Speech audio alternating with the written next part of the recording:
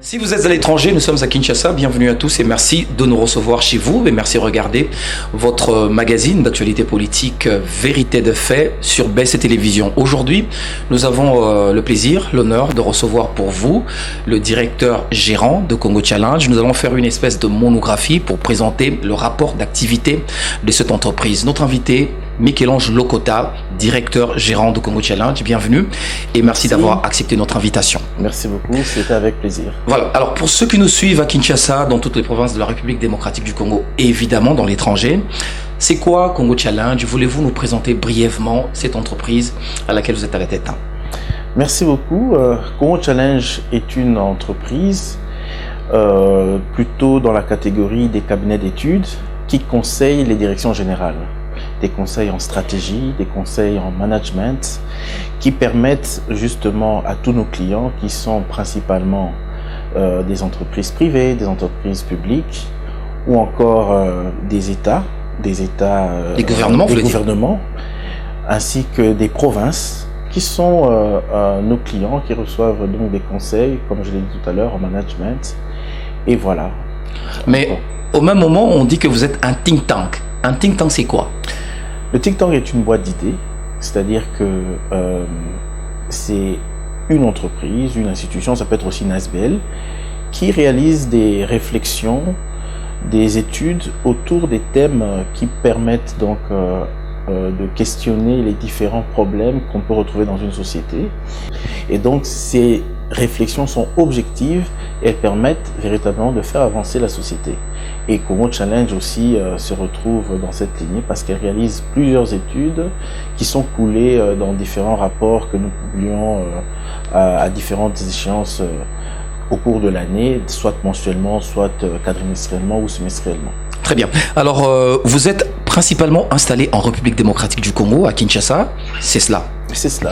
Alors, aujourd'hui, nous allons faire le point sur ce rapport d'activité 2020, rapport annuel Congo Challenge 2020. Il y a un titre très intéressant, attrayant également, Innover dans un monde en pleine mutation. Ce titre qui a véritablement attiré mon attention.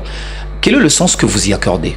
Innover dans un monde en pleine mutation. Merci beaucoup. Donc, lorsque nous avons réalisé notre rapport 2020, on a voulu le placer sur ce thème, innover dans un monde en pleine mutation. Pourquoi? Parce que justement, comme vous le savez, en fin 2019, il y a eu l'émergence du virus à coronavirus. Et donc, l'année 2020 a été très particulière, non seulement pour Congo Challenge, mais pour le monde entier. Et on a parlé tout à l'heure d'un think tank, d'un cabinet de réflexion. La réflexion qui nous a poussé justement à amener ce titre, c'est que déjà ici même à Kinshasa, nous avons constaté que les entreprises ont eu à modifier leur manière de travailler. Parce que comme vous savez, dans la ville de Kinshasa, la plupart des entreprises sont concentrées dans la commune de la Gombe. Évidemment, on en retrouve partout, mais la grande majorité... La grande majorité, oui, en ville. C'est en ville, en fait. Et le grand mouvement qui se produit chaque matin, c'est que tout le monde vient... Il y a une convergence de gens vers la ville. Et lorsque les premiers cas sont arrivés à Kinshasa vers les mois de mars, on avait constaté par l'autorité publique que c'était principalement la ville, le centre-ville, donc la Gombe, qui avait le plus de cas de Covid-19. Et donc la Gombe a été confinée. Oui. Ce qui a considérablement frappé également votre manière de travailler. Voilà. Il y a eu l'émergence, par exemple, des télétravails. C'était pas seulement pour Congo Challenge, mais c'était aussi pour les autres entreprises. Même pour accéder à la Gombe, il fallait avoir un pass spécial. On a connu aussi le port du masque. Et quand vous êtes dans un bureau, par exemple, où il y a 2 personnes, il fallait aussi assurer de manière continue la distanciation sociale. Donc voilà, il y a eu toute une gamme de nouvelles. Et à cela, il faut également rajouter les mesures barrières qu'il fallait absolument respecter. Absolument respecter. Oui. Donc il y a toute une gamme de nouvelles pratiques que nous avons dû mettre en œuvre pour pouvoir travailler durant cette année, l'année 2020. Et même d'ailleurs en 2021, nous avons continué aussi avec ces différentes bonnes pratiques qui sont coulées dans le rapport. Très bien. Alors la Covid, vous l'aviez dit, a frappé énormément économiquement les entreprises, les États aussi. Est-ce que les rapports sont restés les mêmes avec vos partenaires du fait de cette maladie ? Alors je dirais plutôt que pour Congo Challenge, les effets sont mitigés. Pourquoi je dis mitigés? Parce que avec Covid-19, comme vous l'avez dit, plusieurs de nos clients ont été frappés. C'était un choc à l'économie. Et nous avons eu certains clients qui ont eu à solliciter, à demander l'arrêt des contrats. Mais par contre, nous avons aussi d'autres clients qui des nouvelles opportunités du fait de la maladie. Du fait de la maladie, pour que nous puissions réfléchir sur les différents impacts que Covid pouvait avoir, notamment sur l'économie dans son ensemble, mais aussi sur certains secteurs particuliers de notre économie. Et donc, ça, c'était des nouvelles opportunités qui ont apporté aussi donc un chiffre d'affaires supplémentaire. Donc voilà, je parlerai des effets mitigés. Il y a eu des moins, mais il y a aussi eu des plus. Très bien. Alors, nous allons quand même parler de l'actif 2020, ce que vous avez pu réaliser comme bilan dans votre domaine d'intervention. Qu'est-ce que l'on peut retenir en 2020 pour Congo Challenge? Pour 2020, de manière résumée, je vais parler des réalisations clés, puisque il y a plusieurs résultats. De manière, en tout cas les résultats clés, ce qu'on peut retenir, c'est d'abord que nous avons été sollicités par le gouvernement via le ministère du Plan pour réaliser ce que j'ai dit tout à l'heure. Le gouvernement congolais, vous voulez dire, hein? Congolais de la RDC. Nous avons été sollicités pour réaliser une étude sur l'impact de la Covid-19 en RDC. Et cela a permis que Congo Challenge, à l'issue de cette étude, puisse contribuer au PUMIAC, qui était le programme d'urgence pour l'atténuation des effets de la Covid-19 sur l'économie congolaise, qui avait été évalué à 2 milliards de dollars. Donc Congo Challenge a travaillé sur ce programme. Et ça, on peut le retenir comme le premier grand résultat. Le deuxième, c'était qu'à l'issue de ces études, nous avons encore été sollicités pour réaliser 4 études sur des secteurs spécifiques qui ont aussi reçu les effets de la Covid-19. C'est notamment le secteur minier, le secteur, disons, on a voulu travailler sur la diversification économique, sur les transports et enfin sur la mobilisation des ressources financières évidemment pour le ministère des Finances. Donc ça, c'est le deuxième résultat. Le troisième que nous avons eu, c'est la réalisation du plan d'industrialisation de la RDC, le plan directeur d'industrialisation. Cet événement grandiose qui a été d'ailleurs médiatisé avec le ministère de l'Industrie. De l'Industrie, voilà. Donc les travaux ont été lancés en 2020 et nous avons finalisé l'étude en 2021. Donc ce sont là les grandes réalisations. Mais ce n'est pas tout. C'est pas tout. Il est à noter aussi que Congo Challenge, en consortium avec ses partenaires étrangers, notamment IBF ainsi que JPC, nous avons eu à travailler avec le projet PADEM-PME qui s'occupe donc de la promotion et de l'accompagnement des PME pour leur développement, et nous sommes dans la composante SDE, Service de développement des entreprises, où nous accompagnons donc les MPME à travers le ministère des PME. Et enfin, le dernier résultat que je peux citer, c'est le partenariat avec l'Université protestante au Congo, qui peut se décliner à 2 niveaux. Le premier, c'est que le cabinet a signé pour réaliser une série de conférences mensuelles chaque fois avec un invité un peu de marque, de renom. Donc Congo Challenge voulait profiter de son carnet d'adresses pour permettre à ce que des grands dirigeants ou des grands scientifiques puissent pouvoir arriver à l'université et réaliser donc des conférences. Mais évidemment avec le corona qui est arrivé, nous avons pu faire que... On se rappelle encore de l'une de grandes conférences animée par Lopez, avec Carlos Lopez. Le professeur Carlos Lopez, oui. Ancien dirigeant de la Commission économique pour l'Afrique, les Nations Unies en Afrique. Oui. On a aussi à travailler avec une conférence avec le professeur Ngonga, et puis il devait avoir une conférence avec le professeur Raouf lorsque le confinement est arrivé. Jusqu'à ce que la maladie soit arrivée. Jusqu'à ce que la maladie soit arrivée. Ça, c'était la oui. première déclinaison. Et la deuxième, c'est que Congo Challenge a lancé, en collaboration avec l'université, l'école de leadership.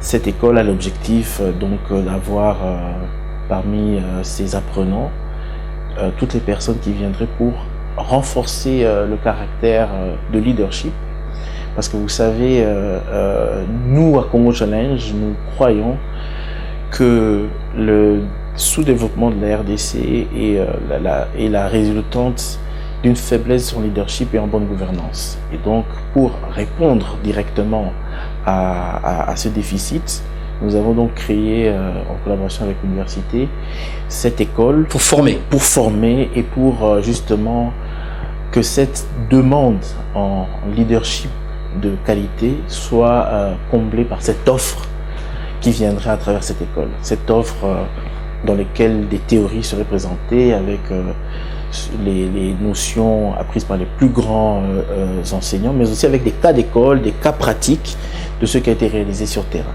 Voilà. Réalisation en 2020, vous l'aviez dit, monsieur le directeur Girand. Alors, quand je parcours également le rapport d'activité 2020, on y voit une formation. Vous avez assuré une formation sur la fraude, la formation continue, la fraude et la corruption. Qu'est-ce que cela signifie dans un cabinet d'études comme le vôtre? Des formations sur la fraude, une formation continue de vos agents. Pour quelle motivation, pour quelle raison? Merci, monsieur le journaliste, pour cette question qui me fait penser à mes années où j'étais encore au collège Elikia. On était sous la supervision du recteur qui s'appelait Bonaventure Laou, si monsieur, je le salue en passant, oui. Qui avait un dicton que tous les collégiens maîtrisaient. Il disait toujours se former continuellement, c'est rester toujours un homme de valeur. Se former continuellement, rester un homme de valeur. Voilà. Et c'est un peu dans cette logique que nous avons formalisé les formations continues au sein de Congo Challenge. Pourquoi? Parce que nous avons l'objectif de fournir à nos clients la qualité. Et donc, l'être humain, il est perfectible. Tous les jours, on apprend. Et pour permettre à ce que ces résultats se rapprochent de la qualité voulue, que la qualité demandée en temps voulu, nous travaillons, puisque chaque année aussi, nous avons des nouveaux employés. Donc, chaque année, nous-mêmes, on doit se remettre en question à tout moment. Et c'est pourquoi ces formations sont organisées pour permettre à notre capital humain, à nos employés, à nous-mêmes, d'être toujours performants.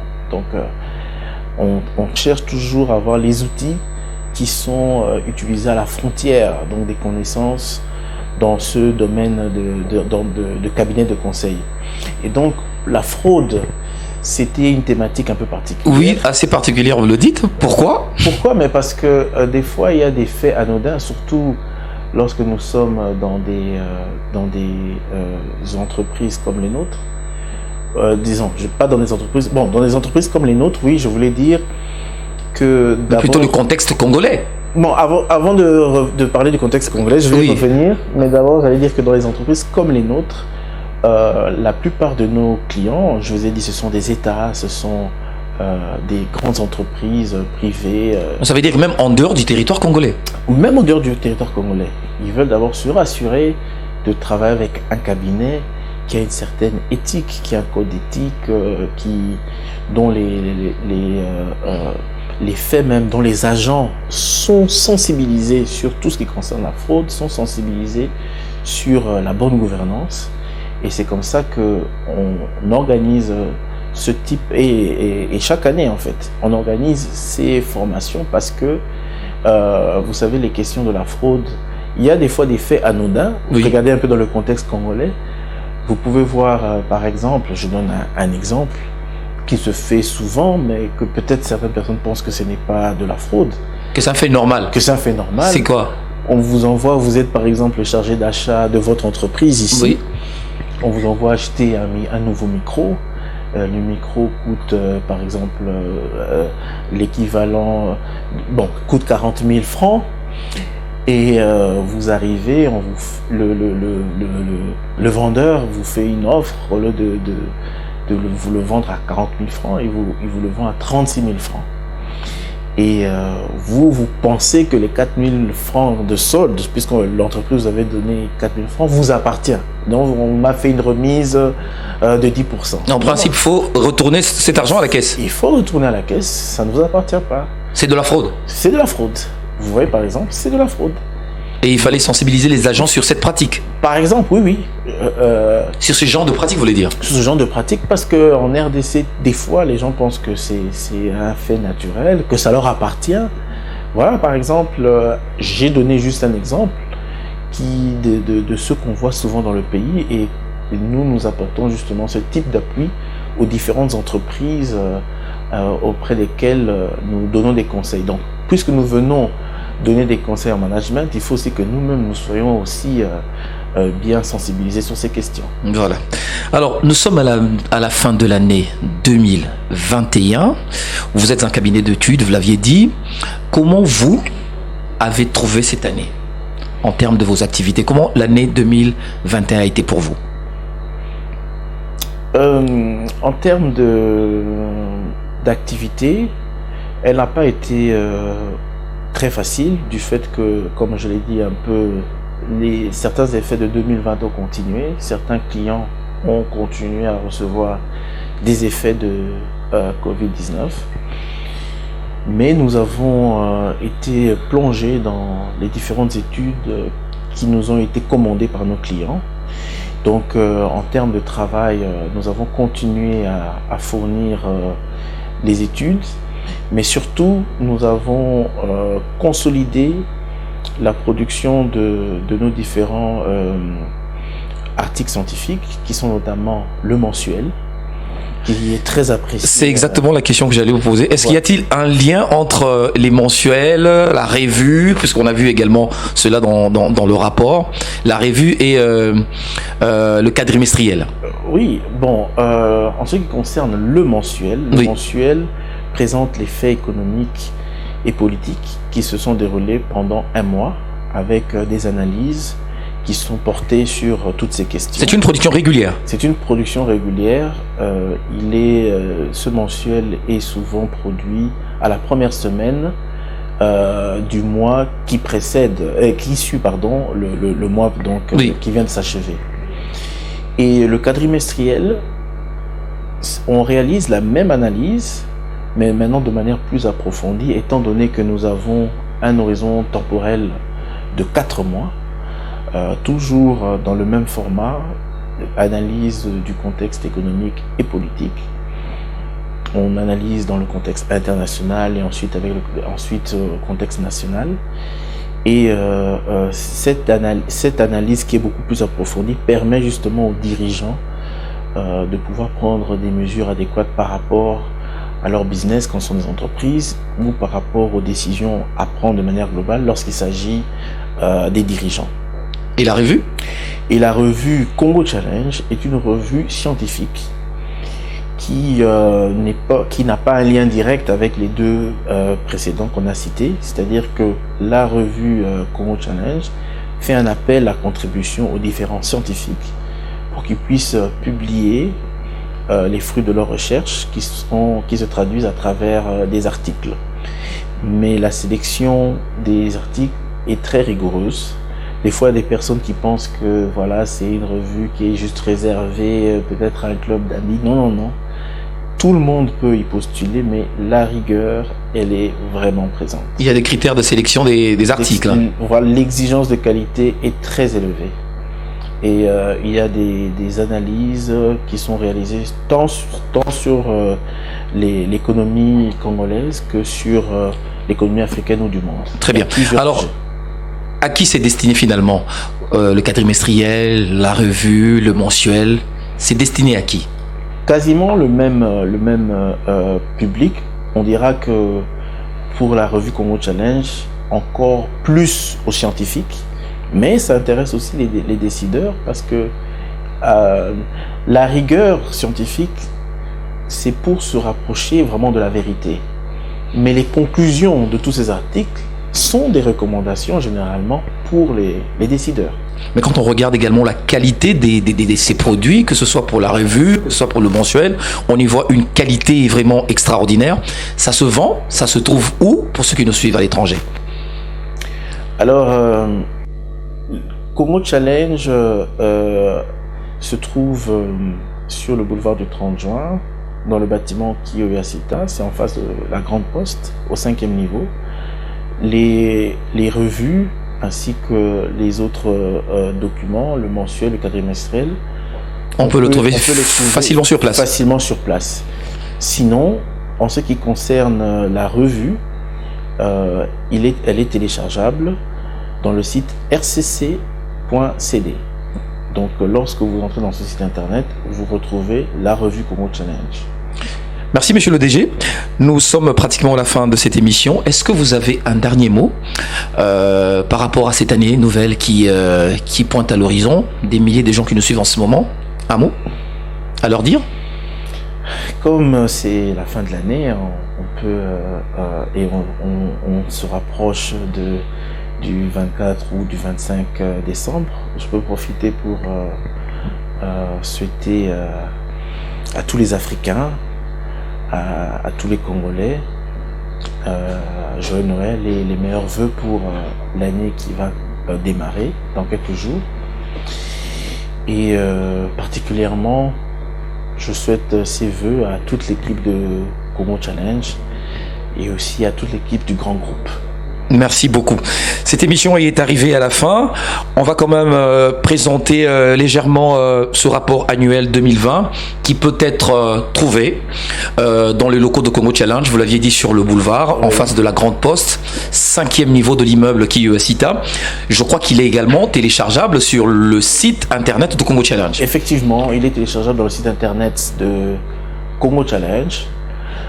Comme aussi le rapport des années précédentes. Voilà.